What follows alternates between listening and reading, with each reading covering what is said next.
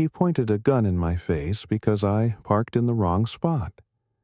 My 6-year-old daughter screamed as his finger hovered near the trigger, and behind him stood the HOA queen with a clipboard and a smirk like they had just reclaimed their kingdom from an invader. I was a nurse, a mother, a neighbor. But to them, I was a threat in the wrong skin. That moment didn't just pull a trigger of fear. It ignited a fire that would shake the entire community, crack the silence wide open, and expose the rot behind Garden Ridge's perfect fences. And I wasn't going to run. I was going to rise. He pointed a gun in my face, over a parking violation. His hand didn't shake. His voice didn't flinch. "Back away from the vehicle, ma'am," he barked as if I were some kind of threat, not a woman in a sundress clutching groceries with my 6-year-old daughter, trembling behind me.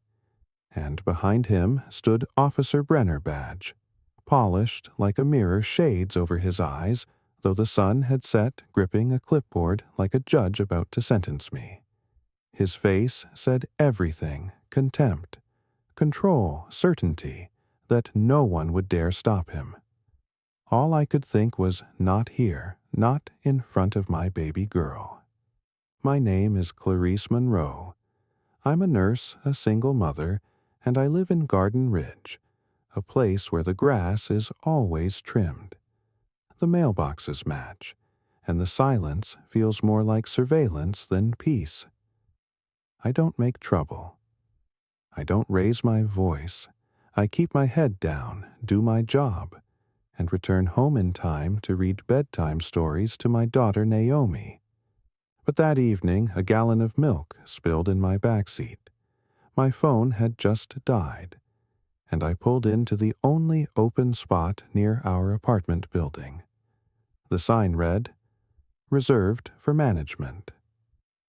I told myself it was just for 10 minutes, just long enough to get Naomi upstairs, just long enough to be invisible.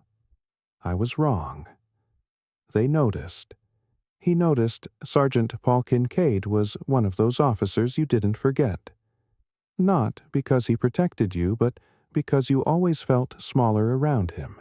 Towering, pale buzz cut and a jawline made of stone. I'd seen him pace these streets like he owned them, ticketing kids for skateboards, frowning at anyone whose skin didn't match the monochrome palette of Garden Ridge's brochure photos. But this wasn't just about a parking spot. As soon as his squad car screeched behind mine, lights flashing, neighbors peeking behind curtains like it was a soap opera. I felt the shift the way he stormed toward me, the way Naomi clutched my leg. "Get your hands where I can see them," he shouted. Now I froze. "Sir, I live here." I said. Hands. His gun came out like it was waiting for this moment, like he needed this. I raised my hands. Groceries, falling eggs, cracking across the pavement. Naomi screamed, and Brenner just stood there, chewing gum and scribbling something on his clipboard. Like this was normal, like traumatizing a child was protocol. I couldn't breathe. I couldn't cry. I could only watch as Naomi hid behind my legs, her tiny voice whispering, "Mommy, are they going to shoot you?" That was the moment something broke in me. Not fear, not anger. Something older, deeper. Like a dam cracking beneath years of silent humiliation. Quiet compliance.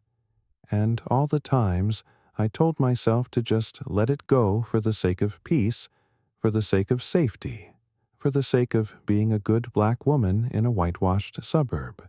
"What is your badge number?" I asked, voice trembling but clear. Kincaid smirked. "You want to play that game, ma'am? You're resisting now." "I asked for your badge number," I repeated. He stepped forward, gun still drawn. "You think someone like you gets to demand anything here?" That word, someone like you. I'd heard it before. In school, at work, even in the PTA meetings when I offered to bake cookies. It meant black. It meant poor. It meant unworthy. She's got a kid with her man Brenner, finally muttered. Not meeting my eyes, Kincaid didn't blink. Then maybe she shouldn't be breaking the law.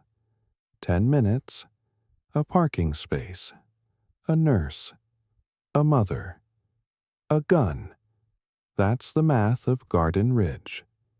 That's the price of a broken taillight, of expired tags, of breathing in the wrong skin. And yet, somehow, the worst part wasn't the gun or the screaming. It was the neighbors, watching, not helping. Not even hiding their stares. Mrs. Langston from 4C, who always smiled at Naomi, pulled out her phone and started recording. Not to protect us, but to capture the drama. Mr. Patel, who once thanked me for checking his blood pressure at the clinic, stood behind his curtain like I was a stranger, and not one soul spoke up. Not one.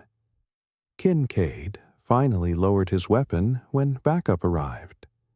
2 more squad cars, a whole scene. They didn't find drugs. They didn't find a weapon. They found a nurse in scrubs, a spilled grocery bag, and a terrified little girl. But they didn't apologize. They didn't ask if we were okay. They just wrote a citation for illegal parking and warned me that next time it might not end so peacefully. Naomi wouldn't speak the rest of the night. She sat on the kitchen floor, holding her teddy bear like a shield, flinching every time a car door slammed outside. I tried to make tea. I tried to breathe. I tried to believe this was just an isolated incident, but it wasn't. It was a mirror, a magnifying glass, a warning. I replayed the moment over and over, thinking of all the women who didn't walk away, who didn't have neighbors filming or cops who stopped at words.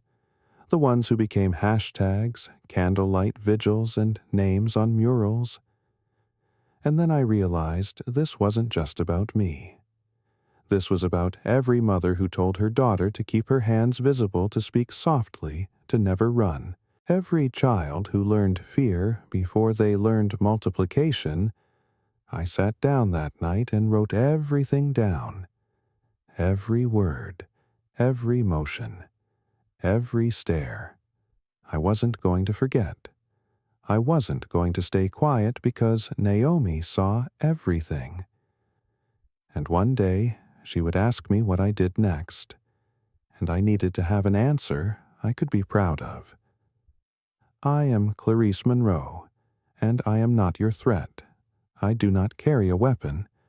I carry a stethoscope. I carry bandages, EpiPens, and the names of every patient I have held through seizures, strokes, and goodbyes. I carry the weight of my mother's voice telling me, don't give them a reason. I carry Naomi's tears from that night as she asked if policemen shoot people for parking. And I carry silence. Decades of it, but not anymore. The next morning, the sunlight bled through the blinds like nothing had happened. Like the street outside wasn't stained with the echo of a drawn gun. Naomi stayed curled under the covers. She wouldn't eat, wouldn't speak. Her teddy bear was missing an eye. I kissed her forehead, made her warm oatmeal with extra honey, and told her Mommy's got something to do.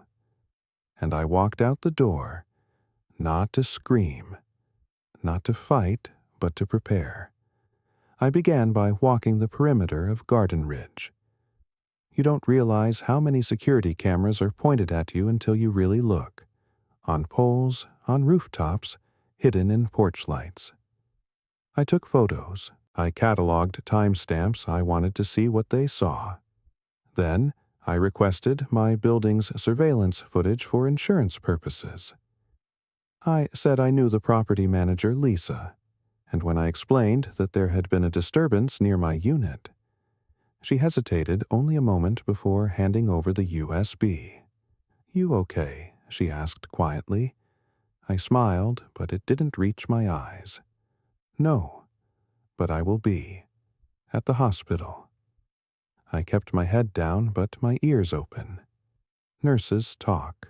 We whisper more truth than church pews and courtroom benches. And I found it another story. A groundskeeper's nephew stopped outside the pool after dark. Kincaid had slammed him against a fence. No warning, no charges, just bruises. 2 weeks later, a teenage girl from Building 12 got pulled over in her own driveway for suspicious activity.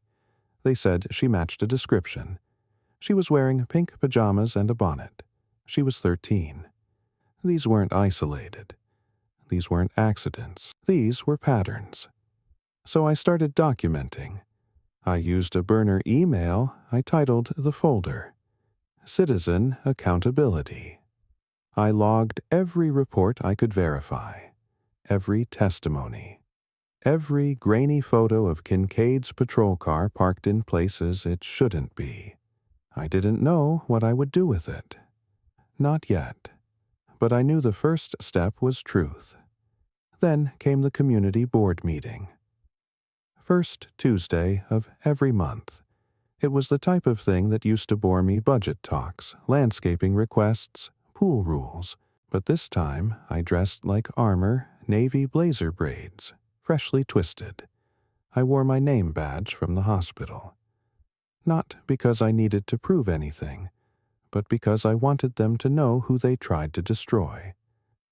I sat in the back quietly as Karen Owens, the self-proclaimed president of Garden Ridge, clicked her pen and announced agenda items: noise complaints, speed bumps, unauthorized grills on balconies. It was all petty. Until I stood, "I'd like to add an item," I said. The room turned. "It's not listed on the agenda." Karen snapped mascara thick and lips pursed like they were holding in venom. "You'll need to submit a written request for next month. This can't wait." What's it concerning police misconduct? Specifically, Officer Paul Kincaid. The air thickened like fog.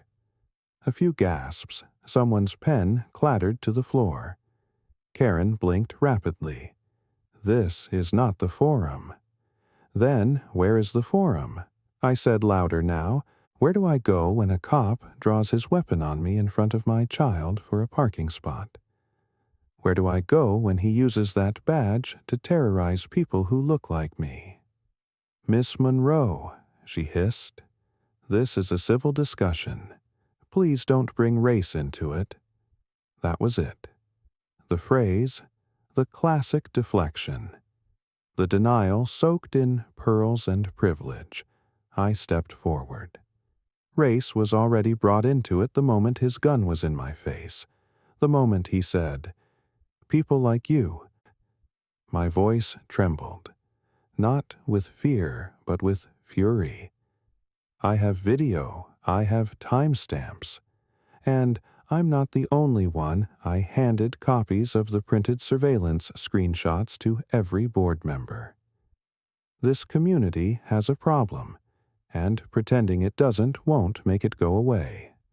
The silence was long. Uneasy, a few eyes looked down. A few shifted in their seats, only one hand slowly raised. Mr. Jenkins, a veteran who lived 2 floors down from me. "I saw it," he said. "She's telling the truth." And that's when it began. One by one, people started whispering, then speaking, then standing. A woman in a hijab recounted how Kincaid followed her son home for loitering. A Latino father admitted he stopped letting his daughter ride her bike past the gates. An elderly white woman said her granddaughter had nightmares after seeing a man get thrown to the curb. Karen tried to regain control. She slammed her clipboard, shouted for order, but no one listened. The voices had found each other, and they weren't going back to silence. That night I didn't sleep. Naomi finally crawled into my bed around midnight, whispering, "Did you fix it, Mommy?" I kissed her cheek and said, "Not yet, but I'm trying." And inside, something old stirred a fire I thought life had long ago smothered. I was tired, but I was not done, because somewhere along the way they forgot who I am. I am Clarice Monroe, a mother, a healer, a fighter, and I will not be erased. They thought the noise would die down, that I would. They believed I'd be like the others, vent once, then return to silence, to normal. But silence is no longer my shelter. It's my battlefield. The morning after the board meeting, a letter appeared on my door. No return address typed in bold font. Cease your false accusations or face legal action. I laughed, not because it was funny, but because it was so predictable. When the powerful feel exposed, they don't apologize. They intimidate. I showed the letter to Mr. Jenkins. He grunted and shook his head. Cowards bark loudest when they're cornered. That afternoon, Naomi's teacher pulled me aside. She hasn't spoken in class for days, she said gently. She colors all her drawings in gray. I nodded, clutching the paper Naomi had scribbled 2 stick figures beneath a giant black rectangle. I was the tall one. She was hiding behind me. The rectangle had a red outline and a word scribbled inside, bang. It wasn't just about me anymore. It was about the imprint this left on her spirit. I knew I had to go further. Deeper, louder. I filed an official complaint with the Garden Ridge Police Department. I knew it would go nowhere. I did it anyway. Then I filed a second one with Internal Affairs at the state level. I attached every clip, every photo, every account I had gathered. I filed a FOIA request for body cam footage from that night. I didn't expect them to hand it over, but the request itself left a trail, one they couldn't erase. 2 days later, my car tires were slashed. The cameras facing my building offline due to maintenance. The maintenance guy swore he didn't know why I believed him. He looked scared too. Then came the anonymous calls. "You're making this worse for your daughter's sake. Let it go. Cops make mistakes. So do you." The fear tried to creep back in to wrap its hands around my throat like it had that night. But something kept me breathing. Rosa from Building 12. Marcus from 5A. The little girl in pink pajamas. Mr. Jenkins and his arthritic hands lifting a sign that read, "Justice for Clarice." I wasn't alone. We weren't few. The whispers had turned into a murmur, the murmur into a rustle, and the rustle into a march. We held our first protest on a Saturday. Not a riot, not a scream, a vigil. We stood outside the Garden Ridge precinct in silence, each person holding a candle and the name of someone harmed, harassed, or humiliated under Kincaid's protection. They didn't know what to do with that. No yelling. No threats, just truth glowing in the night. I saw Kincaid watch us from the second-story window, his arms folded, his expression unreadable. I wondered if he saw me, really saw me, not as a suspect, not as a statistic, but as a storm he could no longer contain. That week, news trucks started circling the neighborhood. A local reporter knocked on my door. "Miss Monroe," she said, eyes wide with a mix of hope and fear. "People are talking. Would you be willing to go on record?" I looked at Naomi, coloring again in soft pastels. This time, I said yes. The interview aired on a Wednesday. I spoke plainly, firmly and with dignity. I didn't scream. I didn't cry. I told the story like a nurse reading a chart. This is what happened. This is what was wrong.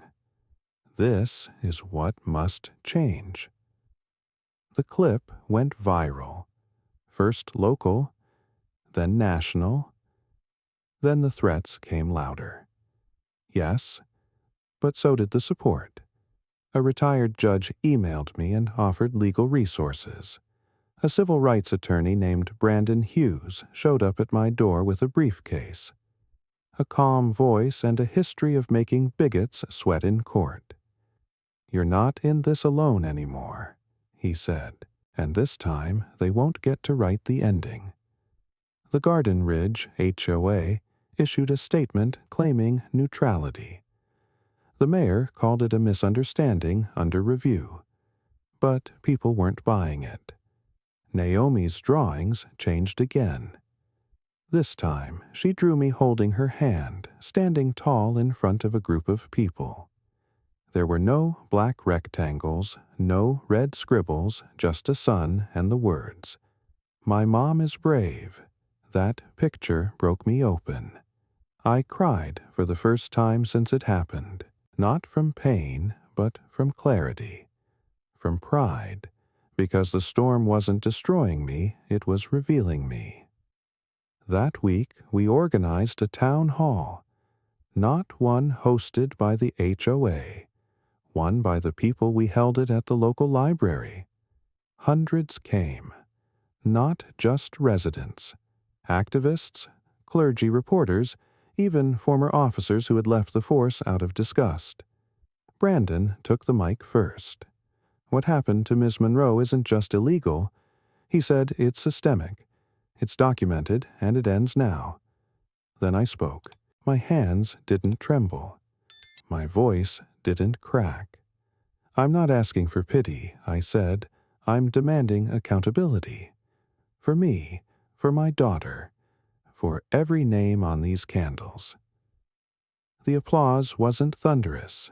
It was steady. Respectful, real Kincaid didn't show up, but his silence said more than words ever could. And Karen, she sat in the back arms, crossed face tight. She didn't speak, but her clipboard. It wasn't in her hands. Someone had taken it, and no one gave it back. They always say the badge stands for honor, for protection, for truth. But that day it cracked. Not physically, but symbolically in front of an entire room packed with citizens, officers, and cameras. Because on that day, for the first time in my life, I watched a man who had once aimed a gun at my face be forced to sit down and answer for it. It began with a letter, a formal notice from the State Commission on Law Enforcement Oversight. My complaint had triggered something deeper. There would be a disciplinary hearing, not internal, not quiet, not controlled. A public hearing, and I was summoned as the primary witness. I spent the night before in Naomi's room, watching her sleep her arm around the bear with the missing eye. I whispered, "Tomorrow. Baby, tomorrow I speak for both of us." Brandon Hughes sat beside me that morning in the conference hall. His suit was sharp, his voice calm, but his eyes stayed on me. "They're going to try to rattle you," he said. "Let them. You speak truth, they speak defense." When Officer Kincaid entered the room, didn't go quiet out of respect, it went still from tension. He wore the same pressed uniform, the same buzz cut, the same holster, but something had changed. It was in his eyes, less smug, more calculating. He scanned the room and stopped when he saw me. I didn't flinch. The chairwoman of the commission, a black woman with iron-gray curls and glasses that looked straight into your soul, called the session to order. "We are here to determine if Officer Paul Kincaid's conduct violated departmental code, civil rights standards, and human decency." That last part wasn't in the script, but it stayed in the air like smoke. The prosecutor played the footage, first security camera from the corner of the building. It showed me pulling into the spot, me getting Naomi out of the car, her holding my hand, Kincaid's car pulling up fast, the shouting, his weapon, Naomi screaming, then silence. Even without audio, it was clear, it was damning. Then they played his body cam. That footage had been accidentally delayed in the request process, but Brandon had a judge compel its release. And the sound changed everything. You think someone like you gets to demand anything here. His voice rang out from the speakers. My fists clenched, the murmurs in the room grew. Then came my testimony. I stood palms open. My name is Clarice Monroe. I am a nurse, a mother, a citizen. On April 3rd, I was held at gunpoint for a nonviolent parking infraction. My daughter was traumatized. I was humiliated. And this officer, I said, pointing to Kincaid without shaking, never once identified a credible threat. He identified a target. That target was me. Kincaid's defense lawyer tried to undermine me. Why didn't you comply more quickly? I was holding groceries and a child. Why were you in a restricted spot for 10 minutes to get my daughter to safety? The penalty for that is a citation. Not a weapon. Do you believe Officer Kincaid was racist? I believe he saw my skin before he saw my face. I believe if I were blonde, blue-eyed, and wearing a tennis skirt, I'd have been warned, not weaponized. Some in the audience gasped, but not the chairwoman.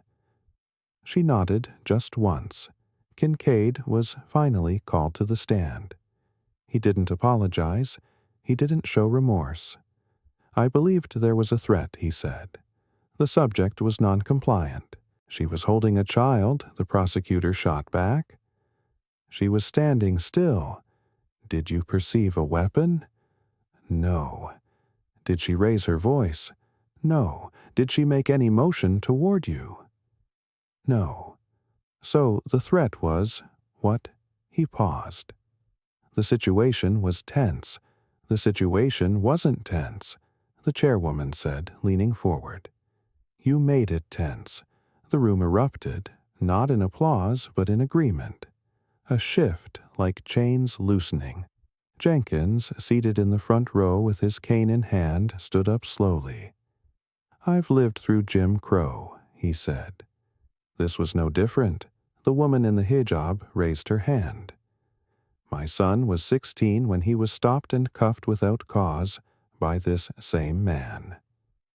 A Latina nurse stepped forward. He once demanded my ID while I walked my dog. It was no longer just about me. It was about a pattern, a shadow stretching across every corner of this town. The chairwoman stood, Officer Kincaid, in light of the testimony. The video and the public outcry, we find your behavior in direct violation of both ethical and operational conduct. You are hereby suspended pending full investigation. Kincaid opened his mouth. You may leave now, she said. This session is adjourned. He looked around, but no one looked back. His badge didn't glisten. His uniform didn't shine. For the first time, he looked small. Karen Owens wasn't in the room. I heard she'd taken a leave of absence. Her clipboard was now in a lost and found box. No one had claimed it. Outside, the reporters swarmed me, but I only gave one sentence. This was never about revenge. It was about reclaiming peace. Naomi met me at the courthouse steps, Mommy did. The bad man lose. I bent down, he lost his power, and that's enough. The sky was blue, the sun was out, and for the first time in weeks I felt warmth that didn't burn. It started with a knock, not the kind you fear in the middle of the night, but the soft, uncertain kind that makes you pause with your hand still on the doorknob. I opened it and found a woman standing there, shoulders hunched, eyes red from crying. "I'm sorry," she said. "It was Mrs. Langston from 4C, the same neighbor who once filmed me instead of helping." She held her phone like it burned her fingers. "I watched the video again. She said I saw your daughter's face." And then she broke down. She didn't ask to come in. She didn't need to. Sometimes the door is more than wood. Sometimes it's a threshold between who you were and who you must become. I let her stand there crying. Then I said, "What matters is what you do next." She nodded. "I want to speak at the town meeting." And that's when I realized something was happening. The silence was cracking, not from rage, but from guilt, from courage, from the unbearable weight of having looked away for too long. In the days that followed, others came a young white man who used to jog by my unit without ever making eye contact. He slammed my friend into the sidewalk. He whispered. I didn't say anything. A black teenager I'd never met brought me a homemade sign that said, "I believe Clarice." A retired police officer sent me a letter. Not all of us are him. I'm sorry we let it get this far. Even Lisa, the property manager, called me privately. "You should know," she whispered, "Karen was trying to evict you after that night. She said you were a disruption." I blocked it while I asked, "Because you're not the problem. You're the proof." The ripple had become a wave, and that wave crashed hard at the next town hall. Not just a gathering, a reckoning. The library auditorium couldn't hold them all. Cameras lined the walls. Reporters, civil rights advocates, state officials, clergy, neighbors, and strangers all watching. Karen Owens had returned, her hair tighter, her heels taller, her tone colder. "This hysteria must end," she said into the mic. "We must restore order and civility order." I stood from the crowd. "You want to talk about order? How about the order of a 6-year-old nearly witnessing her mother shot? The order of a neighborhood where some children ride bikes and others get interrogated?" The room erupted, but this time it didn't quiet Mr. Jenkins was wheeled to the stage and read from a folded paper. My father was called Boy until he was 60. My grandson is called Suspicious at 15. This ain't new, but maybe now it ends. The woman in the hijab held her son's hand as she told her story.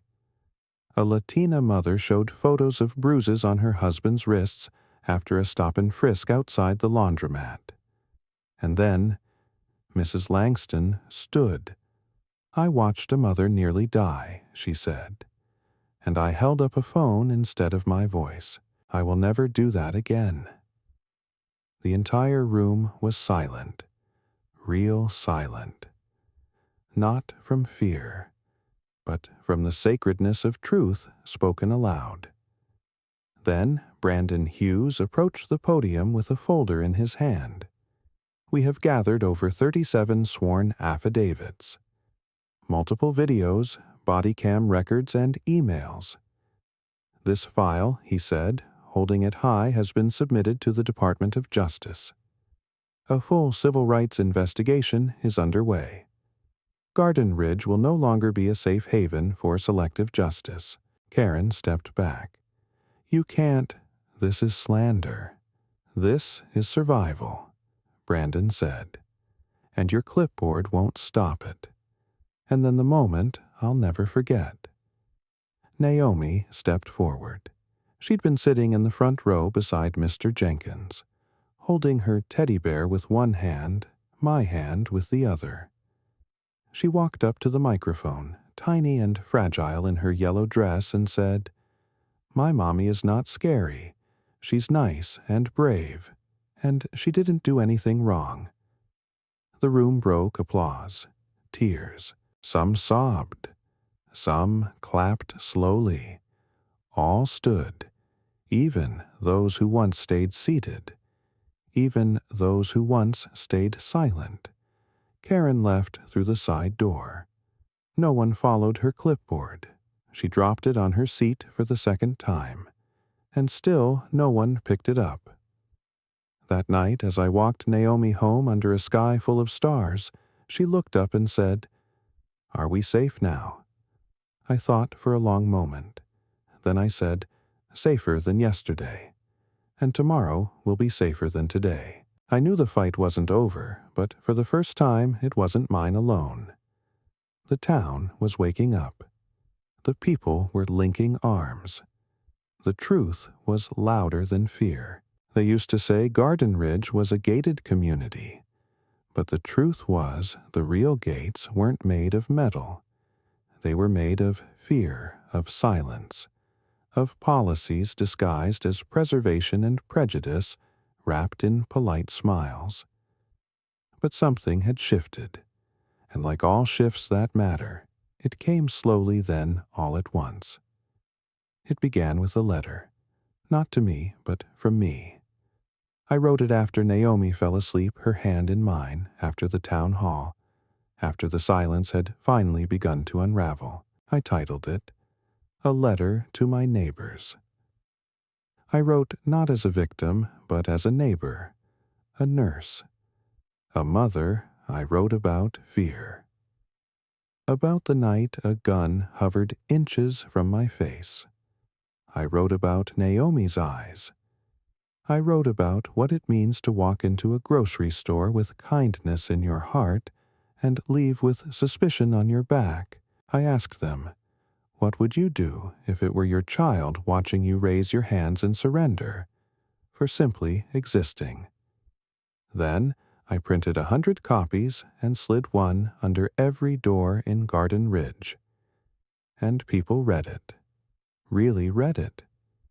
The next morning the chalk appeared, on sidewalks in pastel blue and soft pink.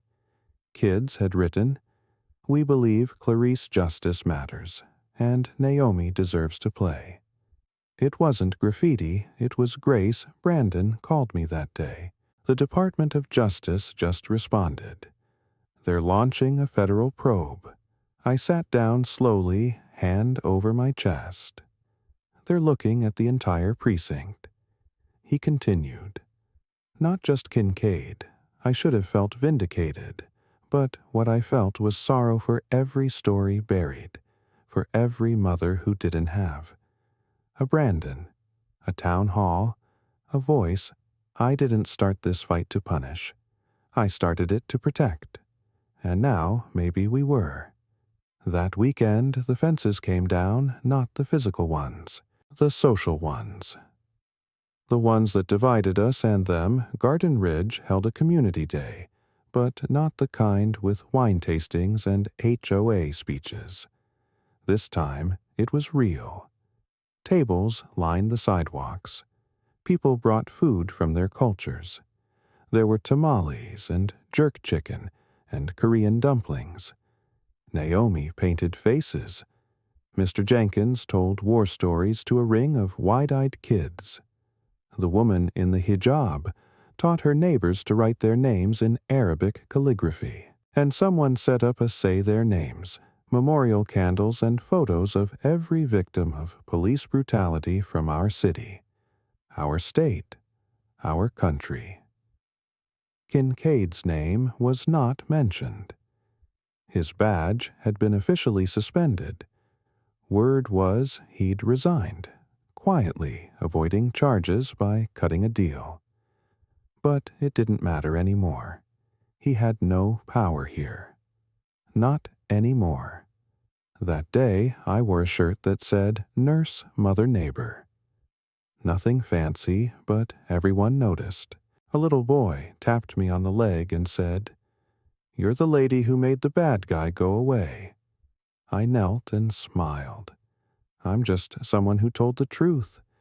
The rest, that was all of us. And it was true, because this wasn't my victory. It was ours. The quiet dad who started bringing lemonade to patrol the bus stop. The teen who recorded his own run-ins and posted them with the hashtag #TRAS Protect Our Streets. The teachers who added justice studies into Civics Week. The black woman who used to cry alone now leading a neighborhood book club on race and resilience. Even the police station saw change. New leadership community liaisons. Public accountability forums. The new captain, a black woman with 20 years of clean service and a no-tolerance stance on misconduct. Naomi laughed again. Really laughed. Her drawings came back in color, bright blues, sunny yellows, fierce reds. She started adding wings to her characters. Why, I asked. Because they're free, she said. And I wept. I wept not from pain, but from the sheer possibility of what could rise from its ashes. That night, I stood outside under the stars' arms, crossed over my chest, watching the breeze ripple through the trees. And for the first time, I let myself breathe deep. Not just to survive, but to live. The sky was soft with morning when I stepped onto my porch, holding a folded flag in my hands. Not a national flag. Not even a protest banner, but a simple square of cloth Naomi and I had stitched together on the living room floor. A white background, a painted handprint mine in red. Naomi's in yellow, pressed side by side. Overlapping in the center, outlined in blue. Around it were words Naomi had chosen herself. We live here, too. I hung it on the same porch rail where just weeks earlier I had crouched, trembling as a weapon was aimed at me.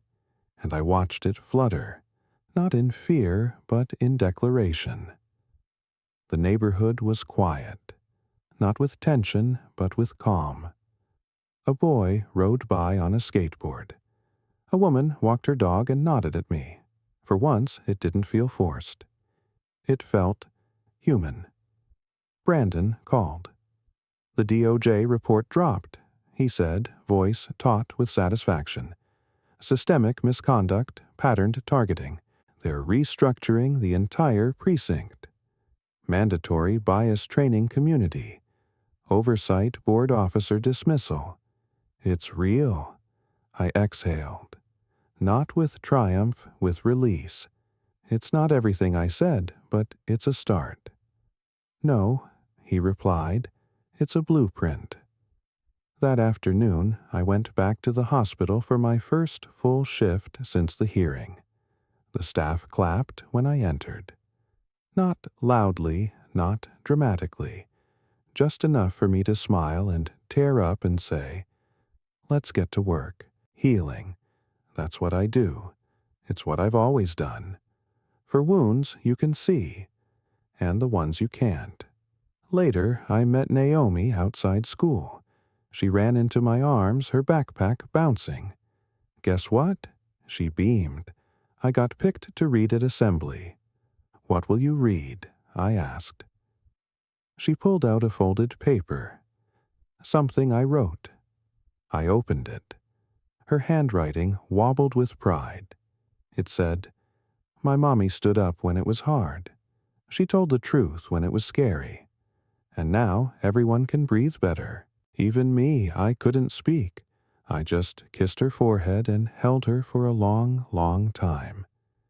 That evening, as the sun began to dip, a crowd gathered around the community park. Not for protest, for celebration. There were drums, laughter kids playing tag. And at the center, a small wooden podium someone had built by hand.